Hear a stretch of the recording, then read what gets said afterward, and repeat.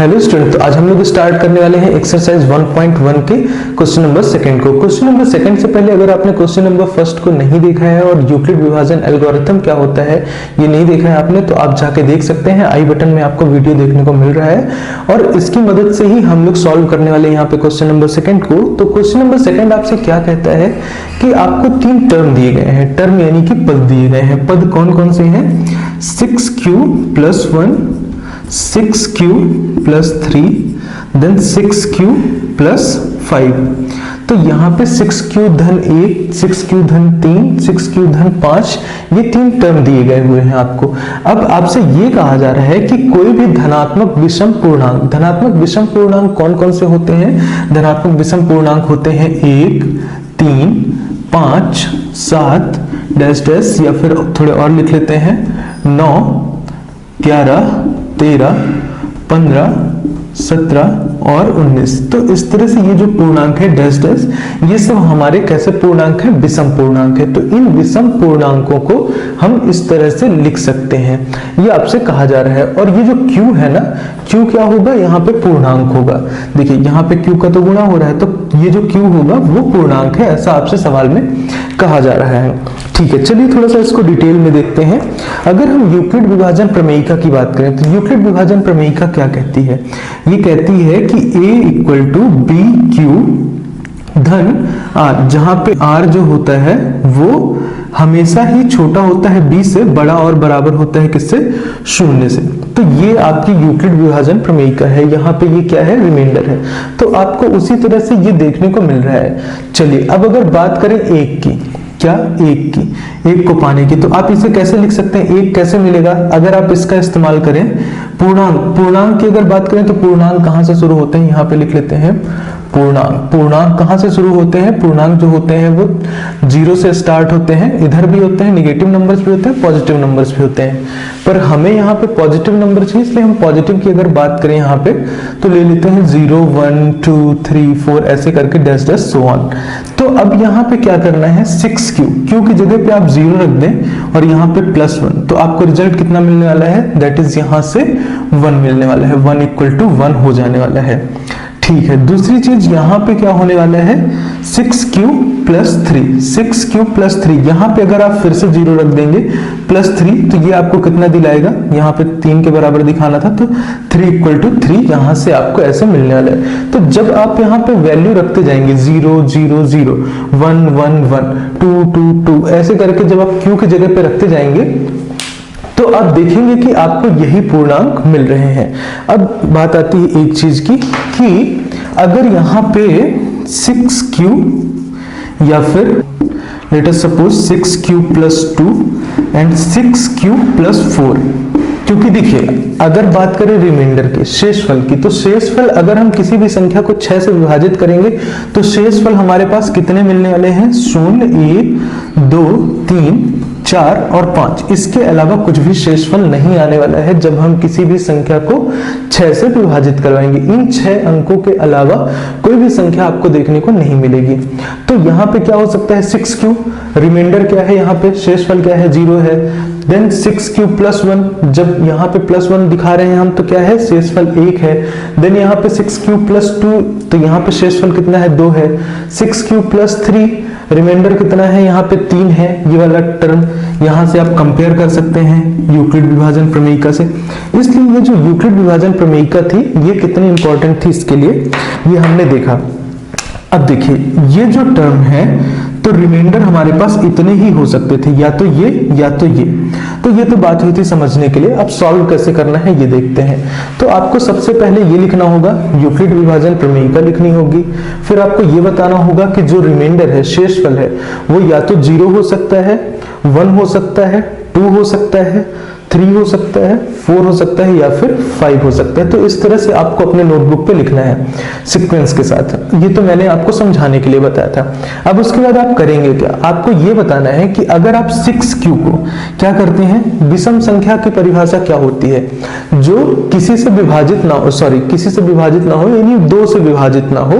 और सम संख्या की जो परिभाषा होती है वो ये कहती है कि जो संख्याएं 2 से विभाजित हो जाती हैं उन्हें हम क्या बोलते हैं?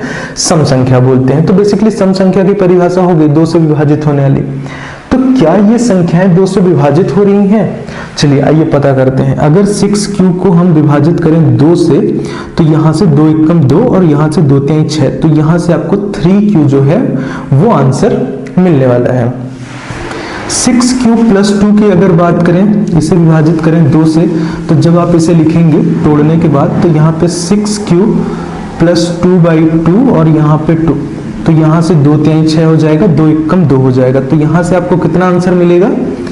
3q प्लस 1 आपको आंसर मिलने वाला है। और अगर बात करें इसकी, तो इस वाले टर्म को हम लोग कर लेते हैं यहाँ पे, तो 6q प्लस 4/2, तो यहाँ से कितना मिलेगा? 6q/2 प्लस यहाँ पे 4/2, तो यहाँ से आपको कितना मिलने वाला है? 2, यहाँ से कितना मिलेगा? 3, तो यहाँ से 3q धन 2 आपको आंसर के रूप में देखने को मिलने वाला है। तो इन सब पे आप क्या देख रहे हैं कि ये सब 2 से विभाजित हो रहे हैं। क्यों हो रहे हैं? यहाँ से आप इस पे कॉमन भी ले सकते थे, 2 3q प्लस 1 ऐसे लिख सकते हैं। इसे क्या लिख सकते हैं? 3q धन 2 लिख सकते हैं, और इसे क्या लिख सकते हैं? 2 गुणे 3q। तो आप इन पे देख रहे हैं, आप इससे 2 कॉमन निकाल रहे हैं, यानी कि ये 2 से विभाजित हो जाएंगे, इसलिए ये क्या होंगी? सम संख्याएं होंगी। जबकि यहाँ पे अगर बात करें तो आप इसे 2 से विभाजित नहीं कर सकते हैं, ये आप लोग करके देखिएगा। इसलिए ये जो संख्याएं हैं हमेशा ही विषम संख्याएं होंगी। तो बेसिकली ये जो है, तो इस तरह से आपको लिखना होगा। कैसे लिखेंगे एक बार और समझ लेते हैं। नोटबुक पे जब आप लिखेंगे तो ऐसे लिखेंगे कि ये है हमारी यूक्लिड विभाजन प्रमेयिका, और यूक्लिड विभाजन प्रमेयिका से हम देख सकते हैं कि जो हमें रिमाइंडर यानी कि शेषफल मिलेंगे वो कितने मिलेंगे? 0 1 2 3 4 और 5 के अलावा कुछ भी आपको शेषफल नहीं मिलने वाला है।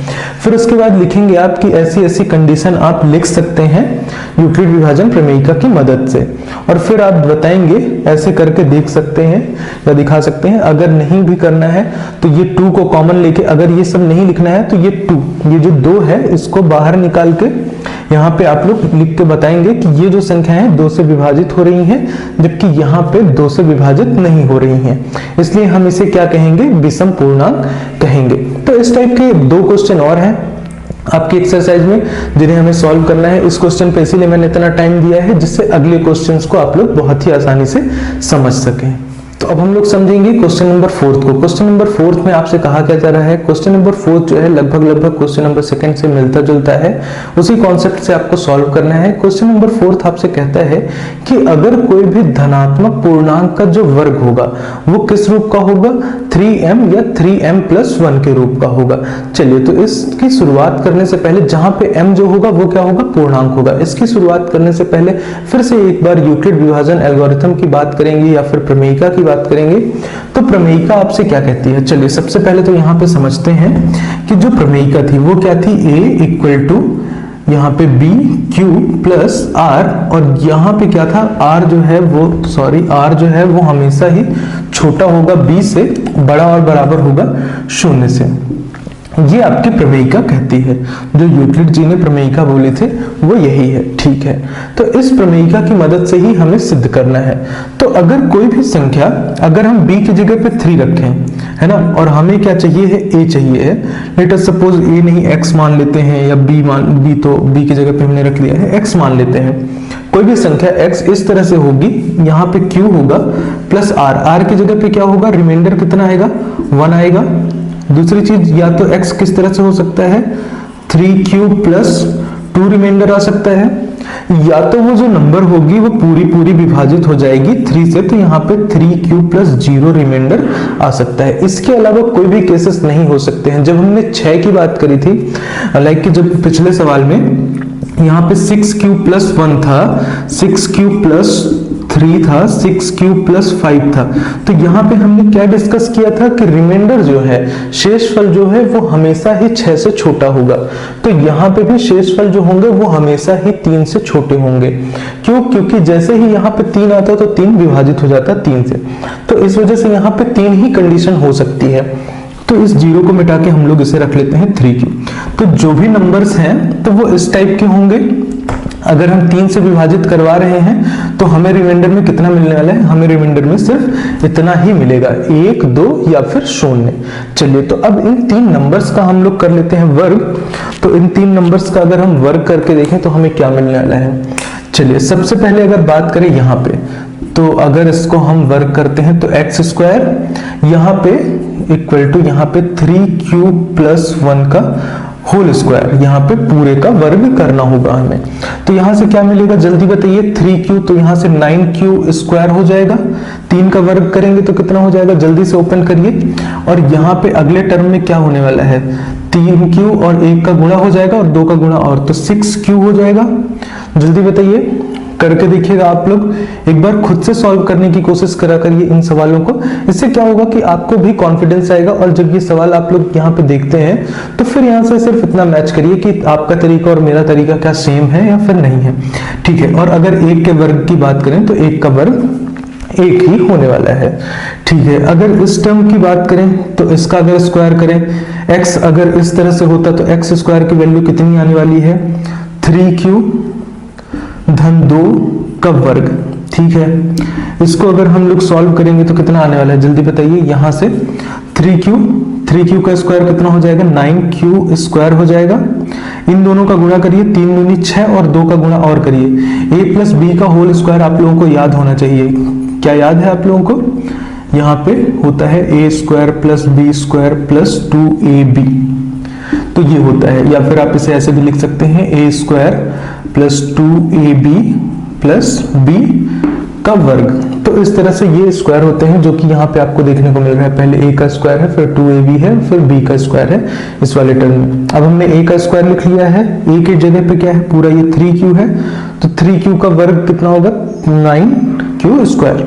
अब उसके बाद क्या करना है, इन दोनों का करिए गुणा, a इंटू बी, 3 दूनी 6q हो जाएगा और 2 का गुणा और करना है, तो 12q यहाँ से आपको मिलने वाला है। उसके बाद b का जब आप वर्ग करेंगे तो यहाँ से कितना मिलेगा, 4 आपको मिलेगा। तो ये तो हुआ 1। अब उसके बाद अगर बात करें यहाँ पे अगले टर्म की, तो अगले टर्म में यहाँ पे क्या मिलने वाला है, यहाँ पे मिलने वाला है 9q स्क्वायर। कितना मिलेगा, 9q स्क्वायर यहाँ से आपको मिलने वाला है, ठीक है। तो ये तो बात हुई एक।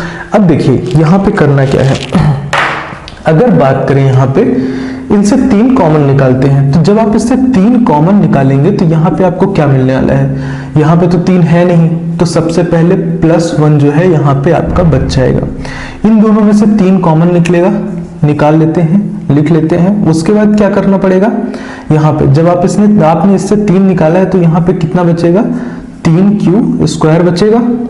उसके बाद 6q की जगह पे क्या बचेगा, 2q बचेगा, और ये ब्रैकेट हो जाएगा क्लोज। और इस 1 से हमने कुछ भी कॉमन नहीं निकाला है, इस बात का ध्यान दीजिएगा, ठीक है। अब अगर बात करें यहाँ पे इस वाली टर्म की, इसको थोड़ा सा यहाँ पे लिख लेते हैं, चलिए यहीं पे लिख लेते हैं। इसमें 2 स्टेप लगेंगे, एक तो 9q स्क्वायर, सबसे पहले इसको ऐसे लिख लेते हैं, 9q स्क्वायर 12q, और यहाँ पे क्या लिख लेंगे, 4 को अगर हम तोड़ लें तो कैसे होगा, 3 धन 1 लिख सकते हैं, जी हाँ बिल्कुल लिख सकते हैं। अब हमें क्या करना है, इस पूरे इतने टर्म से हमें क्या करना है, 3 कॉमन लेना है। जब आप यहाँ से 3 कॉमन लेंगे तो कितना होने वाला है, 3, यहाँ से 3q का वर्ग हो जाएगा, धन यहाँ से 4q हो जाएगा, और यहाँ से कितना हो जाएगा, 1 हो जाएगा, और ये वाला जो 1 बचेगा वो यहाँ से 1 ऐसे हो जाने वाला है। और अगर यहाँ पे बात करें तो यहाँ पे कितना होने वाला है, 3, और यहाँ पे 3q का वर्ग। तो इस तरह से आप इसे देखेंगे, ओके। अब देखिए करना क्या है, अब समझिए इस बात को। लेट अस सपोज कि कोई हम एक संख्या लेते हैं q की जगह पे, q का कोई भी मान रखिए आप, q का जब आप मान रखेंगे, यहाँ पे ये 3 है, और होपफुली कि आप लोगों ने नोट डाउन कर लिया होगा या फिर स्क्रीनशॉट ले लीजिएगा। तो यहाँ पे अगर आप q की कोई वैल्यू रखते हैं, लेट अस सपोज कि इस पूरे टर्म की वैल्यू कितनी आएगी, m आएगी मान लेते हैं, तो क्या आप इसे 3m + 1 लिख सकते हैं, बिल्कुल लिख सकते हैं। कुछ ना कुछ तो इसकी वैल्यू आनी है, कोई ना कोई तो वैल्यू देगा ही। इसे भी आप क्या लिख सकते हैं, 3m + 1 लिख सकते हैं। इस पूरे टर्म की जो वैल्यू है, मान लेते हैं कि यहां से भी आपको कोई ना कोई पूर्णांक मिलेगा, वो पूर्णांक क्या होगा, m होगा। जरूरी नहीं है कि ये दोनों m की वैल्यू सेम हो, लेकिन कोई ना कोई तो पूर्णांक आपको मिलने वाला है। और यहाँ पे इसकी जो वैल्यू होगी, कुछ ना कुछ तो मिलेगा ही। आपसे साफ कहा गया था m जो है तो वो कोई पूर्णांक है, क्या है, m जो है वो पूर्णांक है। तो देखिए यहाँ पे इसकी वैल्यू भी आने वाली है। तो अब देखिए हमारे पास कंडीशंस कितनी थी, हमारे पास जो कंडीशंस थी वो थी 3। एक ये वाली, x या तो ऐसा हो सकता है, ऐसा हो सकता है या तो ऐसा हो सकता है। तो इन तीन कंडीशंस का जब हमने स्क्वायर किया तो हमें क्या मिला, 3m+1, 3m+1 या फिर 3m। तो यहां से आप कह सकते हैं कि ये सब करने के बाद हमें पता लग गया है कि किसी भी धनात्मक पूर्णांक का जो वर्ग होता है वो कैसा होता है, 3m, 3m+1 या फिर 3m+1 टाइप का ही होता है। तो इस क्वेश्चन को ऐसे करना था सॉल्व। तो हम लोग समझेंगे क्वेश्चन नंबर 3 को। क्वेश्चन नंबर 3 में आपको एक कंडीशन दी हुई है या फिर कह दीजिए केस स्टडी दी गई है, जिसमें आपसे कहा गया है कि एक आर्मी है, यानी कि सेना की टोली है जिसमें 616 मेंबर हैं और उसके अलावा उनके पीछे एक बैंड की जो पार्टी है या फिर आर्मी वाले ही हैं जो बैंड वाले हैं, उनको उनके पीछे मार्च करना है यानी कि चलना है। उनकी संख्या कितनी है, 32 है। अब आपको बताना क्या है कि ऐसे कितने स्तंभ या फिर ऐसे कितनी लाइनें होंगी जहां पे ये आर्मी वाले और या फिर ये बैंड वाले जो होंगे वो यहाँ पे खड़े हो सके। तो ये आपको बेसिकली बताना है कि इन 616 और 32 को ऐसी कितनी लाइनों में हम लोग रख सकते हैं, बस यही सारी चीज आपको बताना है यहाँ पे। तो कैसे बताएंगे, सबसे ज्यादा संख्या में जब आप लोगों को खड़ा करेंगे तब जाके आप क्या कर पाएंगे, यहाँ पे उन लाइनों को बता पाएंगे। तो क्या करते थे हम, मैक्सिमम नंबर बताने के लिए हम निकालते थे क्या, HCF। सिंपली हमें क्या पता करना होता है, महत्तम समापवर्तक HCF, यानी कि हाईएस्ट कॉमन फैक्टर जब हम बताएंगे किसका, 616 का और 32 का और किसका, 32 का, तो हमें क्या पता चल जाएगा, वो लाइन का पता चल जाएगा कि कितने नंबर ऑफ लाइंस होने चाहिए, कितनी संख्याएं होने चाहिए स्तंभ के जिन पे हम इन्हें खड़े कर पाएंगे। तो आइए समझते हैं, 616 और 32 क्या है, 616 और 32, इनका हमें क्या निकालना है, HCF ही निकालना है। ये आपको थोड़ा सा सोचना पड़ेगा कि कौन सी कंडीशन पे आपको क्या करना है।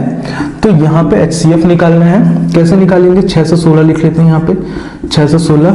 सबसे पहले कहाँ से शुरुआत करेंगे, प्राइम फैक्टराइजेशन बोलते हैं, क्या बोलते हैं, अभाज्य गुणनखंड। अभाज्य गुणनखंड का मतलब क्या होते हैं, जब हम इसे अभाज्य संख्याओं से विभाजित करवाते हैं, 2, 3, 5, 7, 9, जी नहीं 9 नहीं होता है, 11 होता है। 9 क्यों नहीं होता है, ये हमने सीखा है क्लास 9th में, हमने सीखा है क्लास 8th में, हमने सीखा है कि वह संख्या जो एक और स्वयं के अलावा, एक और स्वयं के अलावा किसी और से विभाजित हो जाती है, लाइक 9 किससे विभाजित होता है, 3 से, तो वो संख्या क्या कहलाती है, भाज्य संख्या कहलाती है। क्या कहलाती है, भाज्य।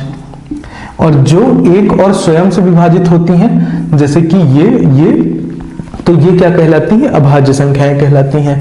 उसके बाद आएगा यहाँ पे 13 और ऐसे डैश डैश सो ऑन। तो हम सबसे पहले क्या करेंगे, छोटी से छोटी संख्या शुरुआत करते हैं। चलिए 2 से शुरुआत करते हैं। 2 यहाँ पे कितना होगा, 2 3 6, फिर कितना होगा 0 और 2 8 16, ठीक है।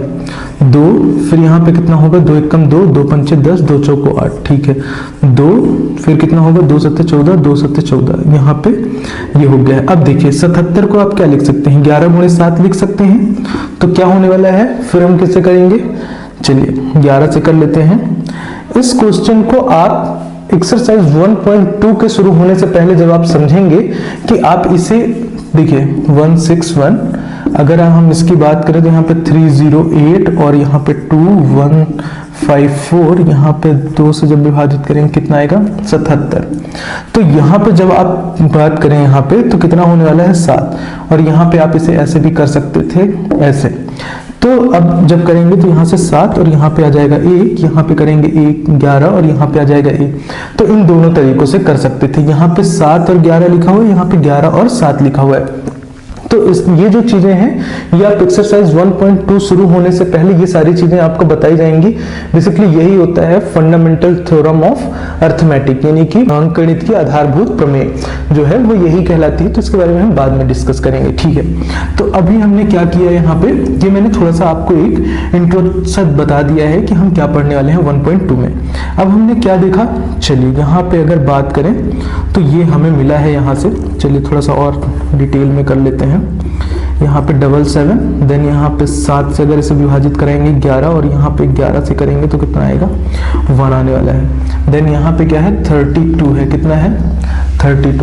32 का अगर हम करेंगे प्राइम फैक्टराइजेशन यानी कि अभाज्य गुणनखंड, 2 16 2 8 2 4 2 2 2 और यहाँ पे 1 आ जाएगा। तो देखिए 2 की पावर 5, 2 की घात 5 कितना होता है, 32 होता है। ये आप लोगों को अब तक याद भी हो जाना चाहिए था। तो अब अगर बात करें यहाँ पे, तो आप 616 को कैसे लिख सकते हैं? 616 को आप लिख सकते हैं यहाँ से 2 गुणे 2 गुणे 2 गुणे 7 गुणे 11, ऐसे आप लिख सकते हैं। और 32 को कैसे लिख सकते हैं? 32 को लिख सकते हैं 2 गुणे 2 गुणे 2 गुणे 2 गुणे 2, ऐसे आप लिख सकते हैं 32 को। तो और अब HCF कैसे निकालते हैं? छोटी कक्षाओं में आपने सीखा है। HCF वो संख्या होती है, मतलब कि जो लीस्ट वैल्यू होती है। मतलब देखिए, जैसे यहाँ पे अगर बात करें, यहाँ पे ये है, तो ये जितना भी कॉमन होगा 2, है ना, 2 की जितनी कॉमन वैल्यू होगी दोनों में, वही कहलाता है इनका HCF। तो यहाँ पे इनका HCF आने वाला है 8। तो हम ऐसे 8 पंक्तियों में या 8 स्तंभों में, 1 2 3 4 5 6 7 और 8, ऐसे हम 8 स्तंभों में इन 616 को खड़े कर सकते हैं, इन 616 सिपाहियों को, और उनके पीछे ये जो बैंड वाली पार्टी है इसे भी हम खड़े कर सकते हैं इनके पीछे। तो इस तरह से इस क्वेश्चन को करना था सॉल्व। क्वेश्चन नंबर 5 जो है वो मिलता जुलता है आपके क्वेश्चन नंबर 2 और क्वेश्चन नंबर 4 से। मैंने पहले भी बताया है आपको, तो उसे आप लोग खुद से ट्राई करिएगा। और अगर कहीं पे कोई भी दिक्कत होती है तो आप हमें कमेंट डाउन करके बता सकते हैं, हम आपको उसके लिए एक अल्टरनेट सोल्यूशन प्रोवाइड करवा देंगे। तो चलिए मिलते हैं फिर अब सीधा एक्सरसाइज 1.2 के इंट्रो पे।